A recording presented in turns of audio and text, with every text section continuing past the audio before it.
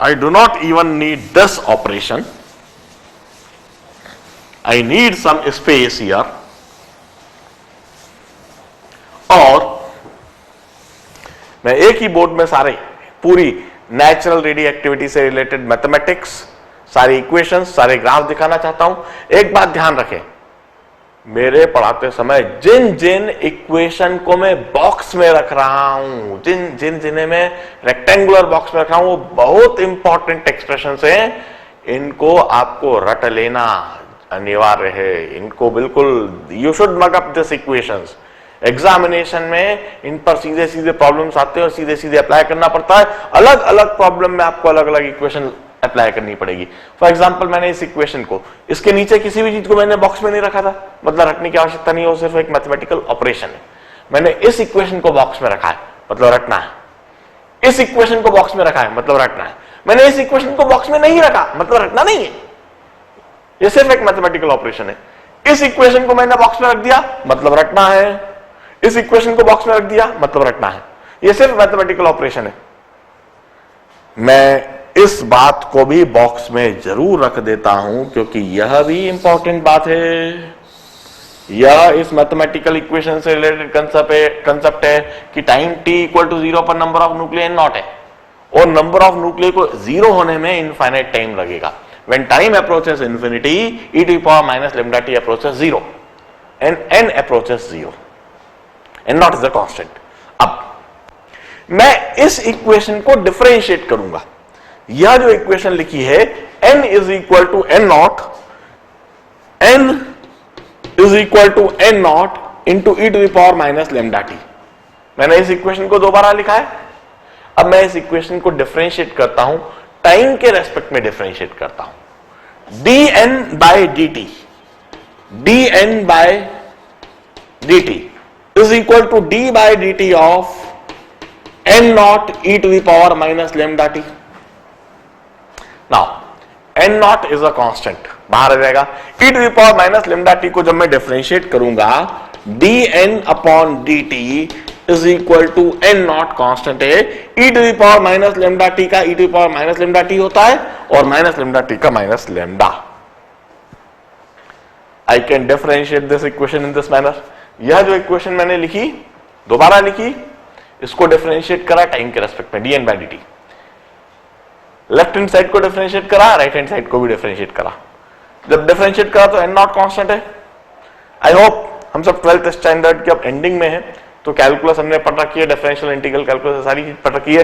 तो इस चैप्टर को पढ़ाते समय मैं डिफरेंशियल और इंटीग्रल कैलकुलस के कंसेप्ट, उनके फंडामेंटल्स, उनके ऑपरेशंस को बड़ा स्मूथली लगाते चले जा रहा हूं। और मैं मान के चल रहा हूं कि आप सबको आता है कैलकुलस। कैलकुलस नहीं आता है तो पहले कैलकुलस पढ़ लो इस चैप्टर को पढ़ने से पहले, क्योंकि एनीवे 12th स्टैंडर्ड का बिल्कुल अंतिम चैप्टर है। N naught constant, e to the power minus lambda t का differential, e to the power minus lambda t and then minus lambda t का माइनस लेमडा। अब मैं इस माइनस साइन को उधर ले जाऊंगा और इस इक्वेशन को रीराइट कर देता हूं इस तरह से, माइनस dn बाय dt। यह माइनस साइन इधर आ गया, minus dn by dt is equal to lambda n naught e to the power minus lambda t। I can rewrite this equation in this manner। मैं इस equation को ऐसे लिख सकता हूं, माइनस इधर गया, minus dn by dt, lambda एक कांस्टेंट दिख रहा है, n नॉट दिख रहा है, e to the power minus lambda t। I can rewrite this equation like this। अब n naught e to the power minus lambda t, n naught e to the power minus lambda t, ये देखिए n naught e to the power minus lambda t is equal to n। तो मैं इस n naught e to the power minus lambda t की जगह n लिख देता हूं, minus dn by dt is equal to lambda और n naught e to the power minus lambda t की जगह n, and I can rewrite this equation in this manner. जहां से चले थे वहीं घूमकर आ गए। यही इक्वेशन हमने सबसे पहले लिखी थी और यहीं पर फिर वापस लौट कर आ गए। और क्यों नहीं आएंगे?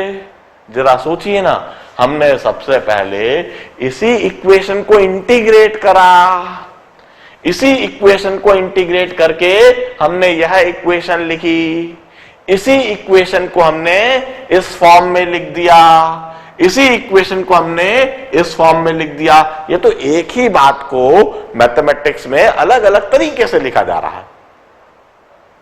तो इस इक्वेशन को इंटीग्रेट करके हमें यह मिली, और इसी इक्वेशन को हम अलग अलग फॉर्मेट में लिख सकते हैं। हमने इस फॉर्मेट में लिख दिया, और इस इक्वेशन को इसको एक बार इंटीग्रेट करा, और इंटीग्रेट करने के बाद जो इक्वेशन मिली इसी को हमने डिफरेंशिएट कर दिया।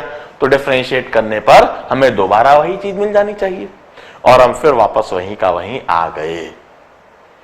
This is another equation, minus dn/dt equal to lambda N naught e to power minus lambda t। मैं इससे रिलेटेड एक और ग्राफ बनाऊंगा जरूर। If we plot for activity minus dn/dt versus time, यदि मैं activity of radioactive sample versus time plot करूं, minus dn/dt, this is minus dn/dt, activity of radioactive sample versus time. Once again ये constant है, t equal to 0 पर it's lambda N naught, and once again it's exponential decay. यह graph भी exponential decay ही होगा। Activity of radioactive sample decreases exponentially with time. At t equal to 0, t equal to 0 रख दीजिए, lambda t equal to 0 हो गया, e to power 0 1 हो जाएगा, and activity of radioactive sample lambda N naught दिखने लगेगा, और इनफाइनाइट टाइम के बाद वह 0 होएगा। बड़े ध्यान से सारी बातों को देखिए। आप देखें बोर्ड पर आपको 5 ग्राफ बने हुए दिख रहे हैं।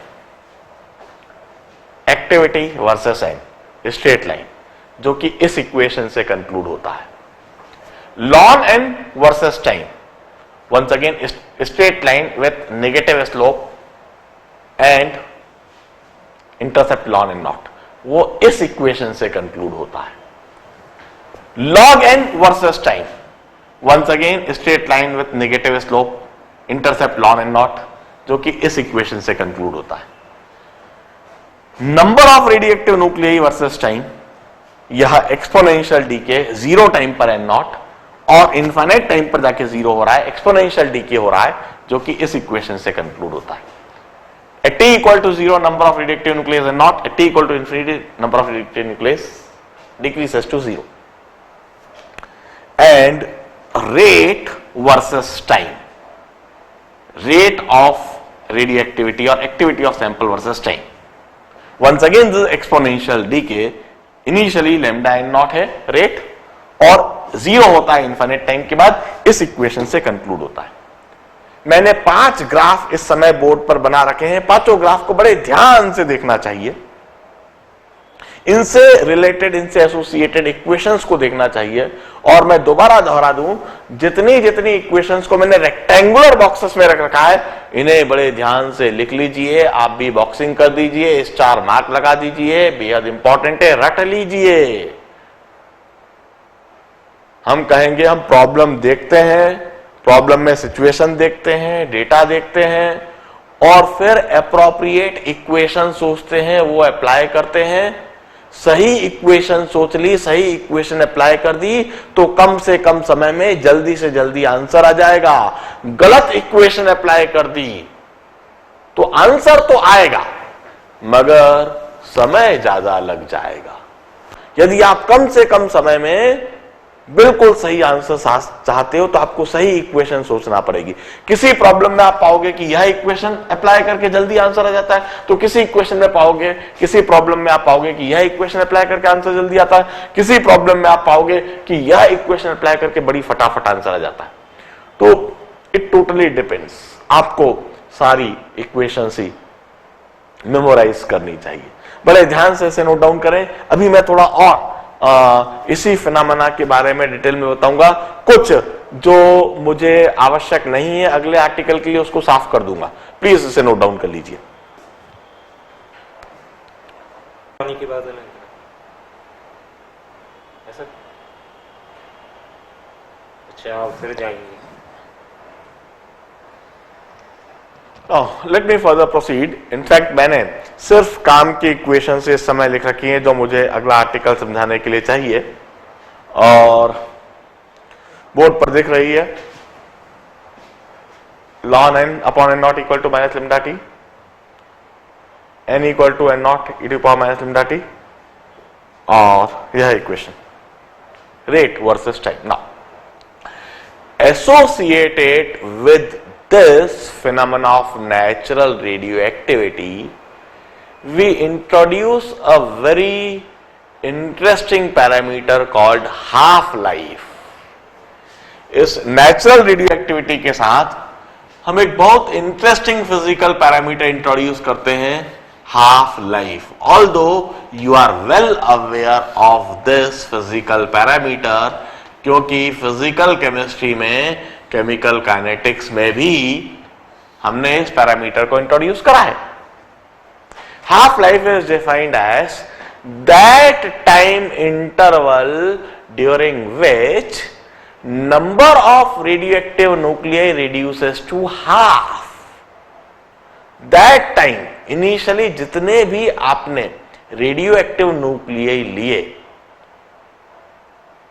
जब वह रेडियोएक्टिव न्यूक्लियाई ठीक आधे रह जाएंगे, उस समय को हम, उस टाइम इंटरवल को हम हाफ लाइफ कहते हैं। हम कहते हैं T would be equal to T half if number of radioactive nuclei becomes n naught by 2।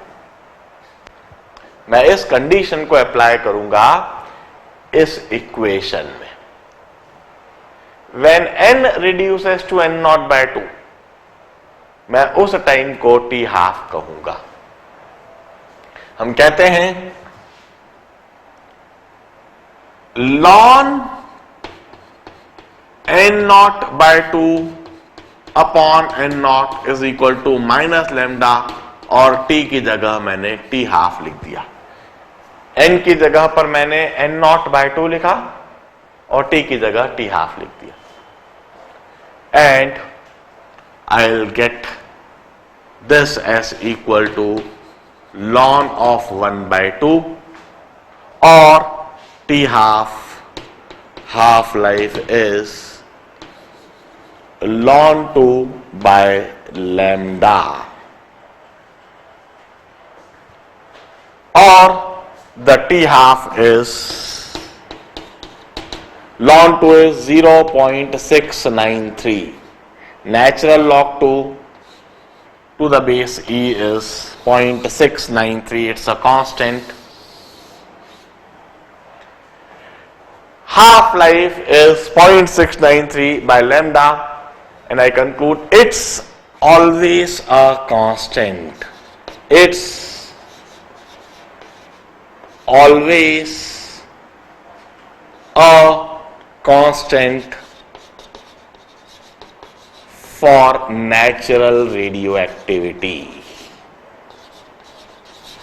इसका मतलब क्या है? What do this mean? इसका मतलब है during natural radioactivity in the fixed time interval, number of radioactive nuclei reduces to half. इस half life की value कुछ भी हो सकती है, अलग अलग न्यूक्लियाई के लिए अलग अलग होगी। फॉर एग्जाम्पल, कोई न्यूक्लियाई है, उसकी हाफ लाइफ मान लीजिए है 10 years. Suppose a nuclei have got half life of 10 years, मतलब जीरो टाइम में जितने भी आपने न्यूक्लियाई लिए 10 साल बाद आधे रह जाएंगे। 20 साल बाद क्या होगा? 20 साल आधे के आधे होंगे, मतलब 1/4 हो जाएंगे। मैं समझाता हूं। At T is equal to 0, यदि number of nuclei n naught है, if at T equal to 0 number of radioactive nuclei n naught है, then at T is equal to T half after 1 half life, ये T half यदि 10 साल है तो number of radioactive nuclei होंगे half of initial value.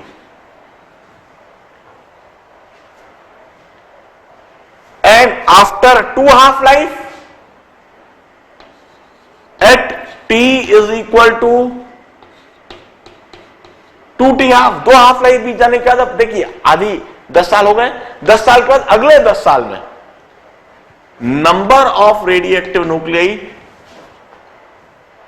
N0/2 थे, अगले 10 साल में इसके भी आधे हो जाएंगे, मींस N0/4 रह जाएंगे।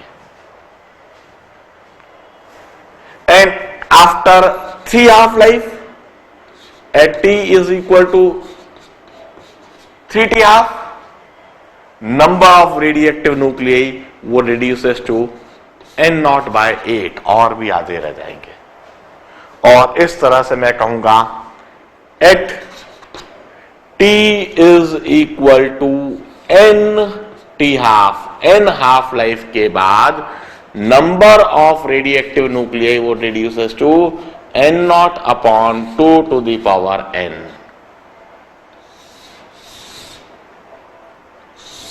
This is the nature, मतलब एक फिक्स टाइम के बाद नंबर ऑफ रेडिएक्टिव न्यूक्लिय हमेशा आधे रह जाते हैं।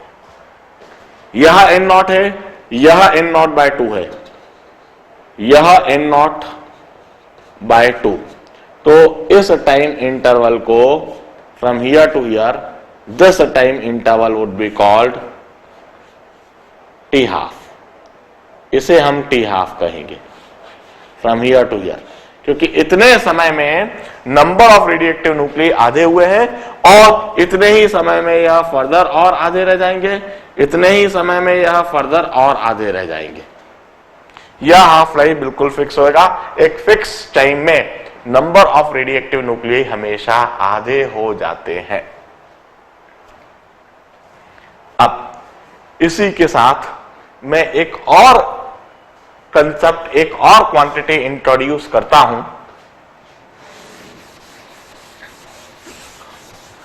Average life. क्योंकि number of radio active nuclei कभी खत्म तो हो नहीं रहा है। 0 टाइम पर वहां N0 थे और इनफाइनाइट टाइम तक भी कुछ रेडियो एक्टिव न्यूक्लिय दिखाई दे रहे हैं। हम रेडियो एक्टिविटी के लिए एक और कंसेप्ट इंट्रोड्यूस करते हैं, the concept of average life. We denote it by T average. मैं इधर अभी इस स्टेज पर सिर्फ एवरेज लाइफ की डेफिनेशन लिख देता हूं और उसके लिए फाइनली एक्सप्रेशन लिख देता हूं। कहां से आया, कैसे आया, मैं आगे के लेक्चर्स में इनफैक्ट इस चैप्टर के एंडिंग में जरूर समझाऊंगा। इनफैक्ट सबसे पहले मैं आपसे पूछूंगा कि हाउ टू ऑब्टेन दिस। आपको कुछ समय भी दूंगा करने के लिए। मैं यह देखूंगा कितने लोग कर पाते हैं। If you can do it, I'll really believe you have got good knowledge of physics, good knowledge of mathematics, good knowledge of calculus, and you are sound enough to get selected into IIT. Not only get selected, you are capable enough to top into IITs, JEE. Otherwise, मैं तो इस बात को समझाऊंगा ही। Average life is defined as integral of TdN upon integral of dN. And this average life is expressed as 1 upon lambda.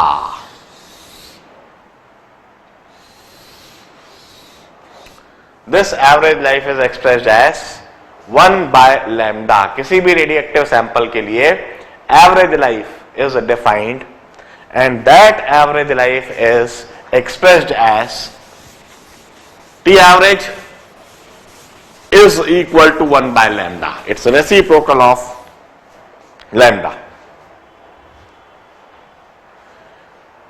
मुझे यह बात वहीं पर जब मैंने रेडिएक्टिव कांस्टेंट डिफाइन करी थी तभी बतानी थी that this radioactive constant is always given in time to the power -1 और पर यूनिट टाइम। इसकी जो यूनिट होती है डी के कांस्टेंट की पर सेकेंड, पर minute, per hour, this is the unit of lambda, D के कांस्टेंट लैम्डा, जो इधर दिख भी रहा है। जब मैंने टी एवरेज के लिए एक्सप्रेशन कहा है तो इसकी लैम्डा की यूनिट भी हमें दिख रही है और हम चाहे तो किसी भी एक्सप्रेशन से देख सकते हैं, लाइक लॉन का डायमेंशन होता है the limit for T D N integral D N, या जो हम लिमिट रखेंगे from n0 to 0 and here also from n0 to 0। Average life is expressed as 1 by lambda। Then after writing the expression for average life, after writing the unit for average lambda is always given in per second, per minute, per hour, per year, per week। इस तरह से हम lambda की unit देंगे। मैं दो equations और लिखूंगा। This ln of n upon n0 is equal to minus lambda t। ये जो इक्वेशन लिखी है प्रॉब्लम्स में इसका एक और फॉर्मेट आपको अप्लाई करना होगा, उसे भी लिख देता हूं। माइनस साइन अंदर ले लेता हूं, माइनस साइन इस तरफ ले लेता हूं और ln n upon n naught को रेसिप्रोकेट कर देता हूं। I may rewrite this as lambda T equal to ln of n naught by n और lambda is equal to 1 by t of ln of n naught by n, or t is equal to 1 by lambda of ln of n naught by n। These equations are also useful while solving the problems। Problem solve करते समय इस equation को भी apply करना पड़ेगा। मैंने minus sign इधर ले गया हूं और ln n upon n naught को ln n naught by n लिख दिया और lambda T equal to ln of n naught by n। फिर decay constant can be express like this और time can be express like this. अब ये जो natural log of n naught by n है इसको log to the base 10 में convert करा जा सकता है और इसको यदि हम log टू द बेस 10 में कन्वर्ट करेंगे तो इसी इक्वेशन को हम इस तरह से भी लिख सकते हैं। Lambda is equal to 2.303 by T of log to the base 10 of n naught by n, or I may rewrite it as t is equal to 2.303 upon lambda of log of n naught by n। These are also the useful equations while solving numerical problems। आप देखिए इन सभी equations को जब मैं box में रखते जा रहा हूं इसका मतलब आई एम एक्सपेक्टिंग कि आपको यह रटी हुई हो और प्रॉब्लम्स आने पर आप तेजी से अप्लाई करें। भाई हम सिंपल सी बात है, यदि n नॉट और n ये 10 के फॉर्मेट्स में है, 10 टू द पावर में है तो इस इक्वेशन को अप्लाई करेंगे, 2 के पावर में है, 3 के पावर में है तो इन इक्वेशन को अप्लाई करेंगे। तो all the equations are important जो मैं बॉक्स में रख रहा हूं। बड़े ध्यान से इसे पहले नोट डाउन कीजिए, समझिए।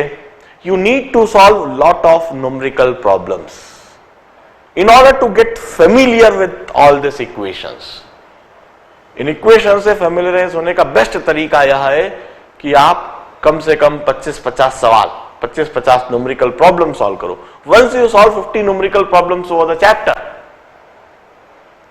all these equations would be very much familiarized। They would be in your blood। आप कभी भी they would be on the tip of your tongue। आप कभी भी उनको बोल सकते हैं और आप एग्जामिनेशन पे इन पर बेस्ड प्रॉब्लम्स को सॉल्व कर पाओगे। Please note it down.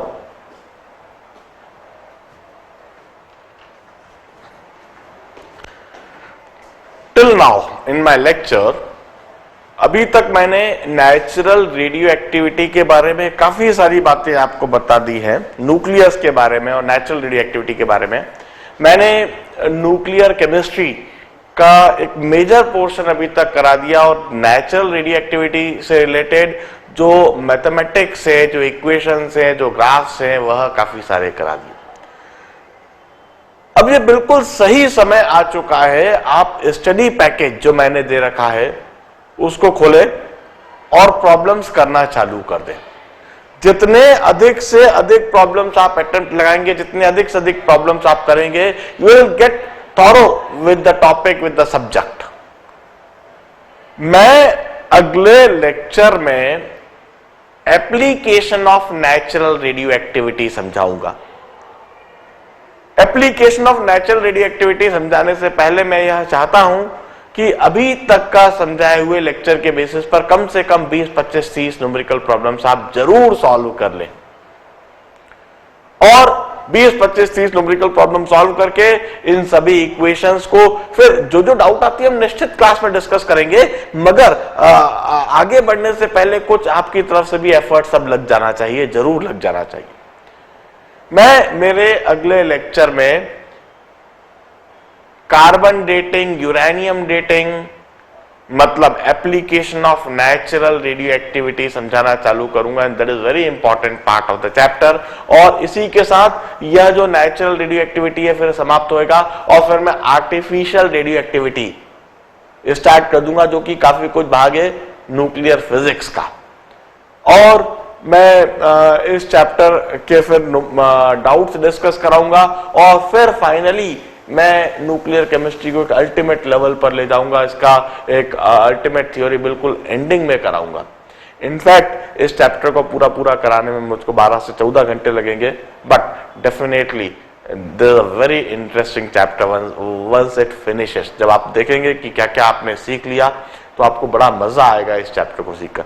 Anyway, आज के दिन हम इतना ही करते हैं और आप न्यूमेरिकल प्रॉब्लम प्लीज सॉल्व करके लेकर आइए, कम से कम 25-30 प्रॉब्लम्स, और अगले लेक्चर में हम natural radioactivity application of natural radioactivity सीखेंगे। आज के लिए इतना ही। Goodbye, good day.